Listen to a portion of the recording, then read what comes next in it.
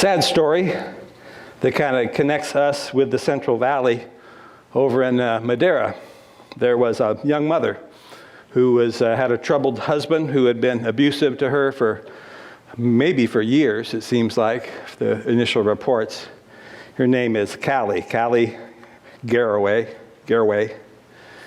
And she took her 3 sons to a clinic she lives in Chowchilla. She took her sons over to Madeira, and where she was coming out of the clinic and the boys were in the car, the estranged husband who she had a restraining order against and who had gotten out on bail not that long ago, just before this, pulled out a gun and began to shoot at the car.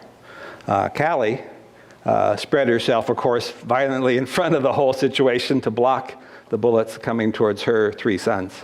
And she died in that shooting.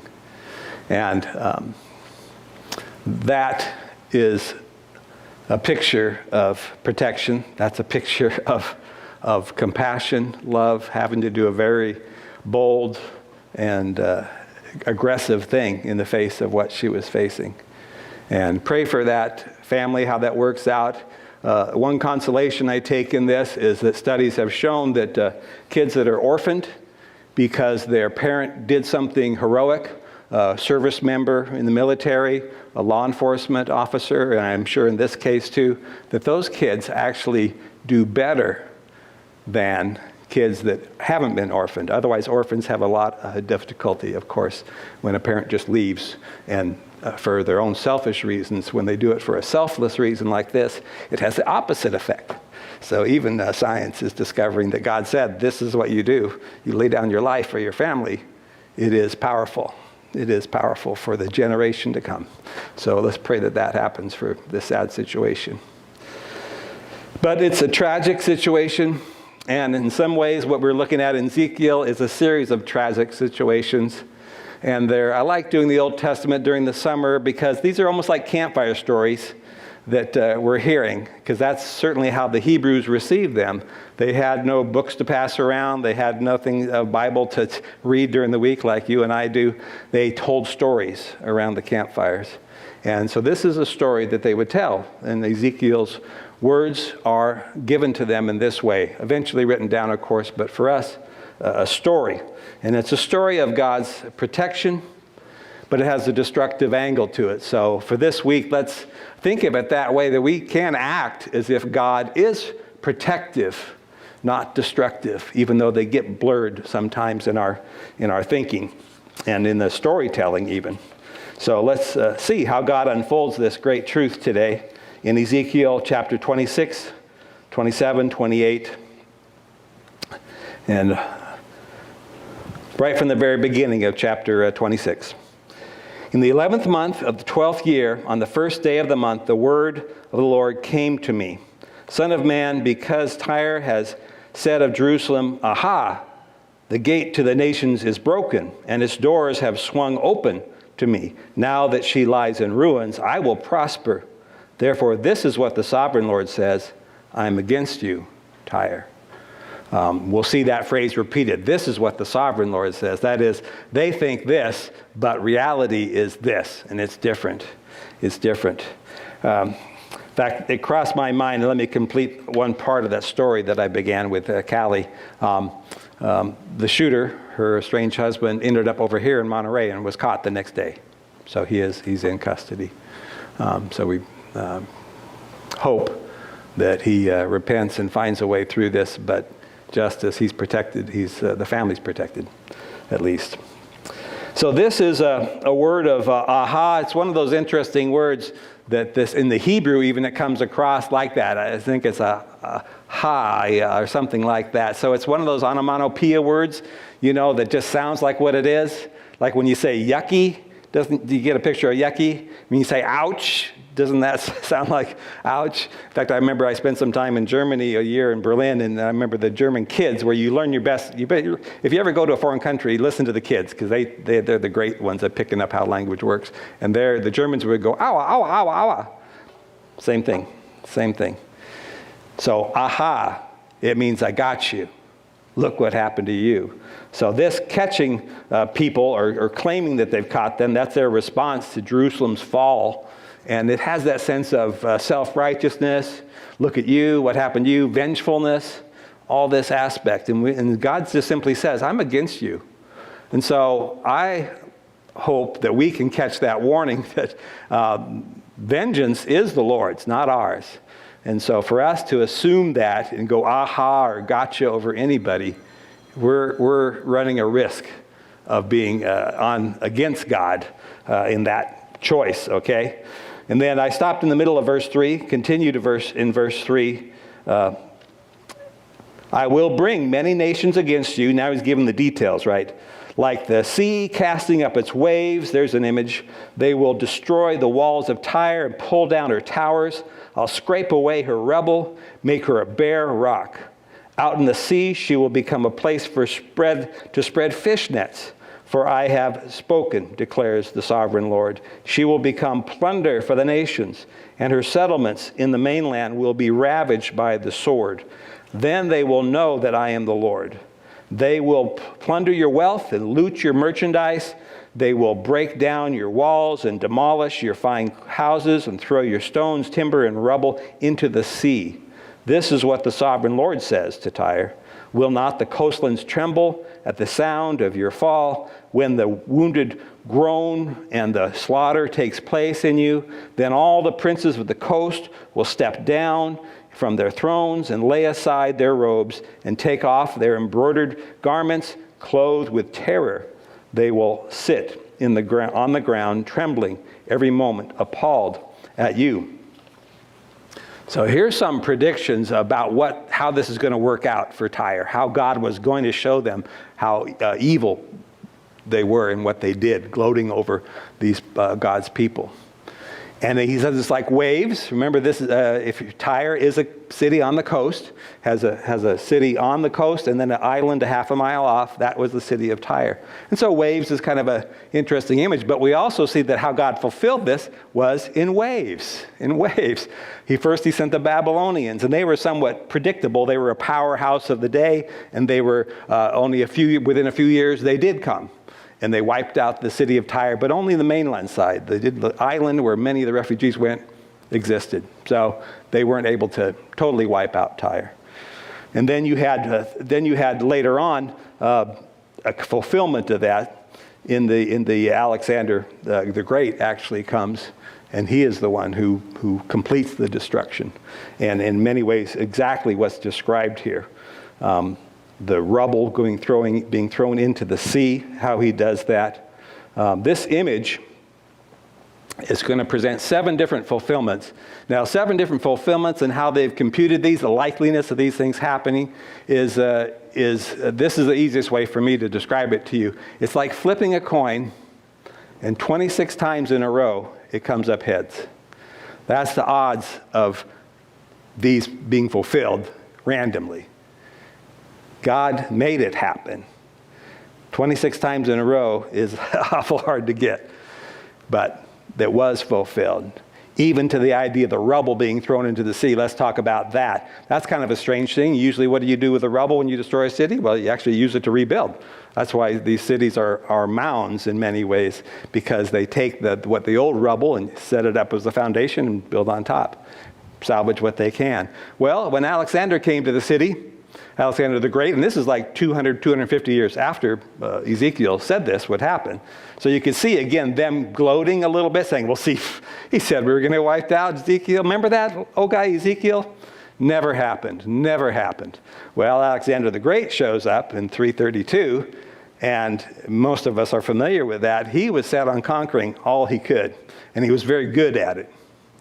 And he came to Tyre, and he said, okay, I'd like to offer a sacrifice in your city. It was just the island city at the time. And he sent emissaries over there to negotiate that. It was pretty much a surrender he was looking for. And Tyre, in their pride, killed the emissaries and threw them over their wall. Alexander the Great did not take that lightly. And he decided he was going to show them that. And so he began to build a causeway out to the island from the mainland. Where did he get his material? The old city. He began to cast the timbers and the rocks of the old city as he built a causeway out to the island, half a mile's worth, fulfilling 250 years later this prophecy to the letter that the rubble would be thrown into the sea. Would probably make no sense to the original people so much. Well, it's kind of mean, throw it in the sea, but it's kind of useless to do that. No, it had a use. And Alexander the Great did that. And he also brought in ships that he needed from other conquered people, which this says many nations would come up against Tyre. They did. And when Tyre fell, because he did, it took him 9 months. But he built that causeway out there big enough so he could bring his battering rams and towers of siege, and he took the city of Tyre, the island city of Tyre. Fulfilling the prophecy, again, because of their ego, their pride, they would not just see that this guy needed to be made peace with. Instead, they rebelled against him, and he wiped out the city, of course, because of that, and because of their disrespect they had shown to his emissaries in all this. And so, wiped them out. Destructive, a destructive story. But why did they get wiped out? We now know why. It's because their pride, because gloating over judgment on other people. And it came in waves. It didn't always happen right away. And this is part of the idea, is that sometimes you and I can do things wrong, and we might get away with it for a little while. But God's not going to let us get away with that, just like you would with somebody, a child in your care or whatever. You might say, okay, you yelled at your brother that time, but look, that's not going to, you shouldn't be doing that. The next time, it's going to be a little bit harsher until you finally get your point across, right? About being civil to one another. And so God kind of does it this way, waves of things happening in Tyre. They have been friends to the Israelites for many years. King David, some 500 years almost before this, Ezekiel, had made friends with the king there and said, hey, I could use some lumber and some craftsmen. My son is going to build a temple here. And so Solomon imported the workers, imported the materials. Israel was rich. They paid for it. And they built. And they had a wonderful bond with them. But then somewhere along the line, remember Israel began to intermarry with the pagans and realize and say, well, this being only for Jehovah is overrated. I'm going to start incorporating other things. And Solomon did that somewhat for military alliances and political reasons. And that continued on until one king, Ahab, decided he really liked this Tyrian woman named Jezebel. Now, what could go wrong with that? Her name is still an epitome of messy, bad things, right? And sure enough, so Tyre had contributed its idolatry into Israel's fall. They had been giving warnings. Other prophets had been speaking against Tyre, warning them about this. Babylon had come and destroyed, as part of God's judgment, destroyed part of the city. They could have repented at that spot. Warnings, signs, things coming at them, and they did not respond to it. When we see people around us, friends, relatives, that we know they're rebelling against what God really wants and bad things start to happen to them, their health, their finances, their relationships, maybe their marriage, all different things begin to happen. And I find myself falling into this, that there are situations, and I hear about a marriage, a divorce or something like that, and it's easy for me to go back in my mind and go, well, that was predictable because of this that they did. And I realize I have to watch that, because that can become, in a human way, that can become gloating, that can become self-righteous, because there, by the grace of God, I could have gone that way too. Just because God wreaks his vengeance on somebody and disciplining them doesn't give us license to be proud about that or think higher of ourselves. And that's exactly what Tyre did. They gloated about the fact that, hey, we're still powerful. In fact, we'll be better off. Get rid of Jerusalem. More commerce will come through us and all this type of thing. So we need to see the signs, and let's leave this part in that way. We need to pay attention to the signs of destruction, because they're aimed at us learning to humble ourselves and examine where we are, not to gloat over other people or say, yeah, all those terrible Americans, they're the ones that are messing up our country. No, all of us are contributing to this. It's all those other people. It's the other political party, not my party. It's the other immigrants, not my immigrants. We're all immigrants. I don't think there's any Native Americans here, but even they immigrated, by the way. We can't stand in judgment, but pay attention to the signs. There are signs of destruction God gives us every day, and we need to pay attention to them. Tyre did not, and they suffered for it. Chapter 27. The word of the Lord came to me, Son of man, take up a lament concerning Tyre. Say to Tyre, situated at the gateway to the sea, merchant of peoples in all many coasts, this is what the Lord, sovereign Lord, says. You say, Tyre, I am perfect in beauty. That's the beginning of a whole chapter 27 of how they have taken on that we have got it together. We are so good. Read that chapter on your own later. But let's move to chapter 28. Opens the same way. Similarly, it says in the opening of chapter 28, the word of the Lord came to me, Son of man, say to the ruler of Tyre, this is what the sovereign Lord says. In the pride of your heart, you say, I am a god. I sit on the throne of a god in the heart of the seas. But you are a mere mortal, not a god, though you think you are wise as a god.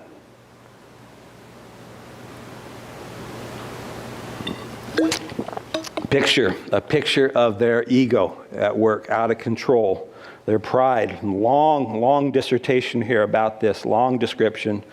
So it's an important picture. It's an important picture of the pride. When you read these Old Testament stories, that's what Hebrew does. It paints a picture. And the picture we have of is this people that thought they were invulnerable, that God would never hold them accountable for any evil, and then it came on them. This is an extended picture of this unhealthy kind of pride. There's a healthy pride in what we can do and what you've accomplished. We don't fault that. But there's an unhealthy pride when you think you're better than everybody else. And that's what Tyre was doing. And then in the few verses down, in chapter 28 still, but verse 6 and 7, therefore, this is what the sovereign Lord says. Because you think you are wise as a god, I'm going to bring foreigners against you, the most ruthless of nations, and they will drive their swords against your beauty and wisdom and pierce your shining splendor. That's how they saw themselves. Disaster was going to come. It's a consequence. It's a consequence of their ego, their pride out of control. And it's going to be painful, very painful for them. I've already described a bit of how they opposed Alexander later, and it led to the destruction of their city. It led to that because of that pride they had. And that they should have seen that coming. They should have been experiencing the pain. They should have seen the signs of destruction that we talked about and done something, and they didn't. Again, a lesson for you and I. When we're doing things wrong and pain starts to creep in different cracks, where your attitude or your relationships or things like that begin to suffer, stop and think. Pain is a wonderful gift from God.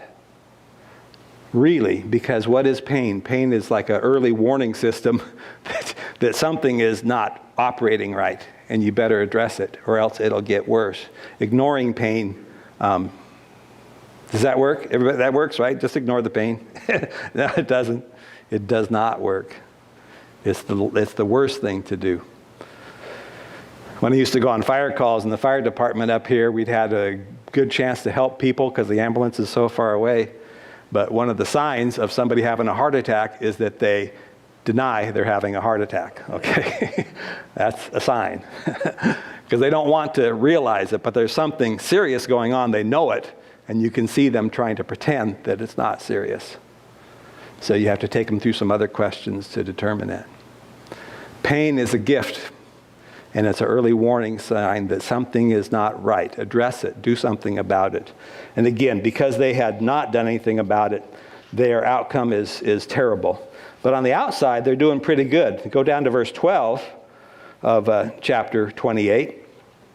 Son of man, take up a lament concerning the king of Tyre. Say to him, this is what the sovereign Lord says. You were the seal of perfection, full of wisdom and perfect in beauty. You were in Eden, the garden of God. Every precious stone adorned you. Carnelian, chrysolite, emerald, topaz, onyx, jasper, lapis lazuli, turquoise, and beryl. Had to go through those gemstones. Your settings and mountings are made of gold. On the day you were created, they were prepared. Again, see what picture this is painting. This is a successful people. You were anointed as a guardian, appointed as a guardian, as so I ordained you. And you were on the holy mount of God. You walked among the fiery stones. You were blameless in your ways from the day you were created till wickedness was found in you. Through your widespread trade, you were filled with violence, and you sinned. Tyre had been given resources abundantly. They had been given so much. In fact, he refers to them as a cherub. And one thing about a cherub is they're entrusted with something from God. That was the picture of what a cherub was, as opposed to an angel. A cherub had been given something. And so they had been given what? The ocean and all the wonderful things there, the fish for food, the transport for importing and exporting goods that made them wealthy. They had the trees inland, Lebanon.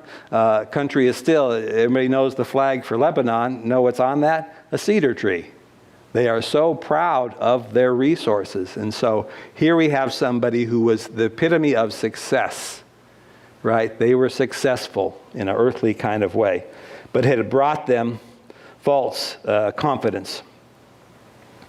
They had privileges. They had been privileged. They'd been given much in the earthly sense, and they were stewards of that, and they were meant to handle it. And they handled it well at first in supplying that for God's temple to be built, wonderful use of resources, and making peace with God's people, and then they had gone off. And because success is what had brought them this false confidence.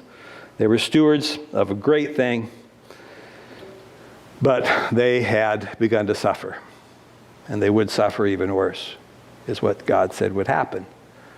Now, suffering is one of those challenges to belief in God. It's usually one of the number one objections people have is how could there be a loving God if there's so much suffering in the world?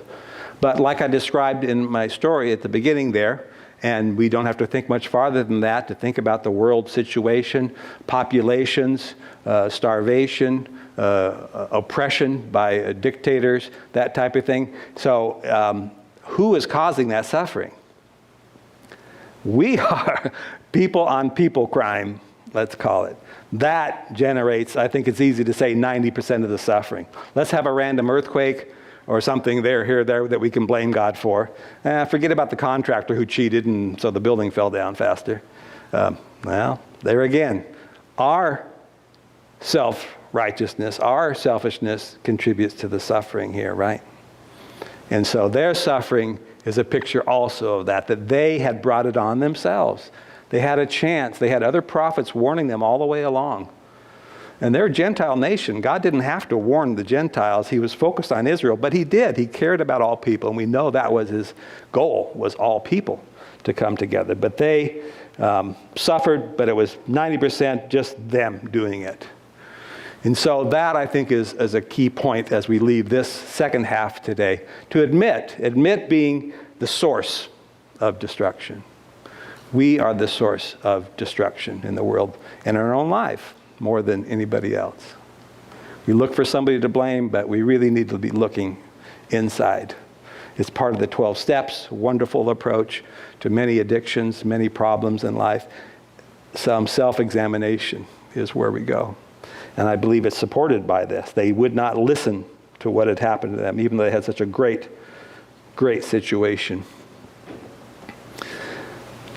One of the wonderful things that God knows we are in a destructive, self-destructive kind of world is he said, that's okay. You guys can do that, and I'm still going to work out something really good according to my plan. And the destruction of Tyre and Alexander Great reminds me of something very important in the process here. Alexander the Great did not live that long. He got sick. He died in his 30s, quickly just taking over most of the known world. He may have probably went as far west as Spain, probably went as far as east as India in his short span of conquering places. But one thing he did is he spread the Greek language. Everybody had to learn Greek in order to do business and trade. It was the trade language of the day. So Greek was spread as a language. He also spread some of the Greek religion, and which was empty, really, of course, but it began to be something everybody had to adopt because being the Greeks were in power and the Greek language was there. Another powerful force of the day were the Romans who would come along, and they would also conquer a widespread area. Now the Romans, if you've ever been over to Europe, you don't even have to go to Italy, which was, of course, their home territory, but you can go to Britain.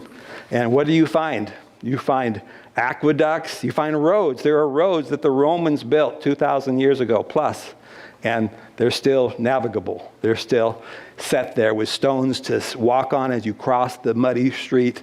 They were great builders. They were engineers. That was part of what they loved to do. They did this so that the world could have commerce. There was a road system, and because their government was so strong, there was peace. It had a Latin phrase, Pax Romana, the peace of Rome, which of course was ironic because they were absolute dictators, and slavery and all that was happening. But what did that create? That created something important for God's plan. Because when Jesus came along and he commissioned those first 11 at the time, but they'd add another one, the disciples themselves, to say, go out and preach the gospel to the whole world. Well, we're going to need a language that everybody knows, taken care of. You got Greek? They know it. Well, it's really dangerous out there. You can get robbed anywhere you go, and we got to cross all these barriers. And country-wise, the Romans control it all. You're safe. You're safe to go. And so because of the destructive people of life, like Alexander the Great and the Romans, the gospel was able to take hold rapidly. And that was, of course, the main thing God wanted to do, was to bring life back into this world of tragedy and violence and destruction. He had to work with that destructive side, but he also always meant it to be a uniting side. In fact, I want to read just a couple of verses towards the end of chapter 28, and then actually the very last verse of the whole book of Ezekiel. And here's how they go. This is what the sovereign Lord says: when I gather the people of Israel from the nations where they've been scattered, I will be proved holy through them in the sight of the nations. Then they will live in their own land, which I gave to my servant Jacob, also known as Israel. They will live there in safety, will build houses, plant vineyards, live in safety when I inflict punishment on all the neighbors who malign them. Then they will know that I am the Lord their God. That was in the middle of this, what we've just done, or at the end of chapter 28. And then the last words in the whole book. And the name of the city from that time on will be The Lord is There. That is God's ultimate presence. He just wants to be with us. He wants us now, and everyone we know, our neighbors, our family, people we work with. He wants them just to simply know who God really is and to seek God and to find He will be found. Because ultimately that's what He wants to say is, I'm here, and I'm here with you permanently. I'm here with you in a real and a deep, deep kind of way that you may not know is possible, but I'm going to do that. That's the compassion that He feels, and that's His goal, to do that. But like Callie, getting back to that story we started with, true story of course, Callie and her sons, God Himself will have to cast Himself in front of the bullets. He takes those bullets for us to keep us alive and to make us able to come back to Him. The death of Jesus on the cross was about covering the sin that we held on to and that blocks us from really knowing God. And that humility of knowing that we need that forgiveness, that we have no way to make it back to God on our own power. And so she's a picture. This Callie, sadly, this week, it happened Tuesday. They found the guy on Wednesday, and it's going to take its process, but the kids will have to deal with this, that there was a compassion, there was a love, a violent, aggressive act by their father was overcome by a violent, loving act of their mom. This is the story of God, that he will do what is needed for us, even if it feels violent or aggressive at the time. Let's pray then about that, understanding this. God, we thank you that you stepped into history. We thank you that you have fulfilled a protective path for us, bringing those that are destructive and want to do more destruction, that they come to an end. They are not allowed to keep destroying, that they within themselves they collapse through their own evil and by your judgment. And we thank you that that kind of judgment, that kind of destructiveness on your part is done out of love, out of a deep, deep love for something better that can happen, that you protect us as a human race until we would wake up to the good news that you want us, and you've opened the door through Jesus, and you've opened the door to simply admit the need, see Jesus as the answer, and exclusively reach out to him for a personal relationship with you. All that worked out through these wonderful and violent and aggressive acts of history where evil people did what evil people want to do, but you overrode it all ultimately. And you're still doing the same. You do the same for each one of us here, that whatever violence we've experienced in the past or bad things, you will make it turn to good as we turn to you. Thank you. Thank you for your word that reminds us of this. In Jesus' name, amen.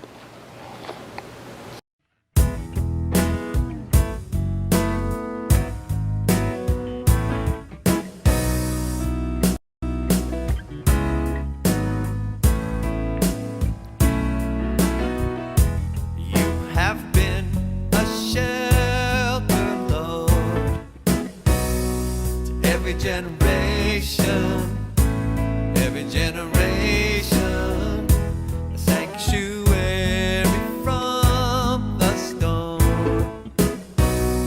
To every generation, Lord.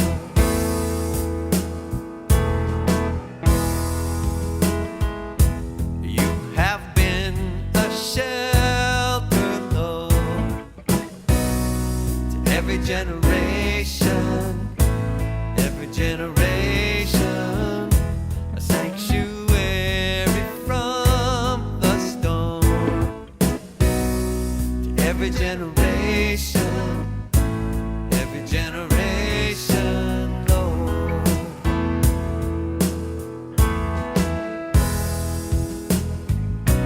For the birth of the world's great wonders, and lofty mountains height.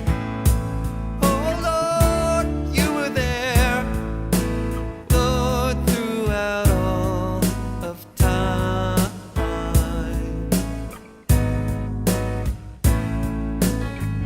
You've seen the years pass in untold numbers, as in a single night. Seen the lifetime of man fade quickly before the light.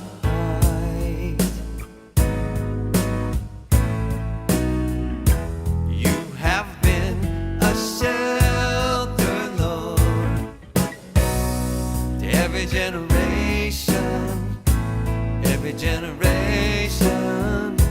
a sanctuary from the storm. To every generation,